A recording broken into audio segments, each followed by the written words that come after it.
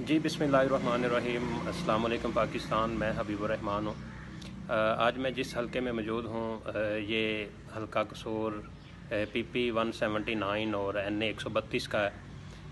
यहाँ पे मियाँ मोहम्मद शहबाज शरीफ साहब जो है वो इलेक्शन कंटेस्ट कर रहे हैं और उनके नीचे जो पंजाब असम्बली के हैं मेंबर हैं वो जनाब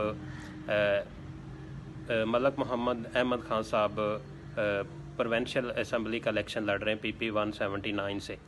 अगर यहाँ पे इस हलके में वोटर सपोर्टर की बात करें तो अभी जब इलेक्शन कैंपेन शुरू नहीं हुई थी तो तब 90 और 10 का मुकाबला था। मीन 90% मुस्लिम लीग नॉन थी, मलक अहमद ख़ान का वोट था और 10% पे बाकी जो है वो PTI का वोट था, ये कसूर हलका में। लेकिन जैसे जैसे इलेक्शन के डेज़ करीब आते जा रहे हैं तो PTI के अंदर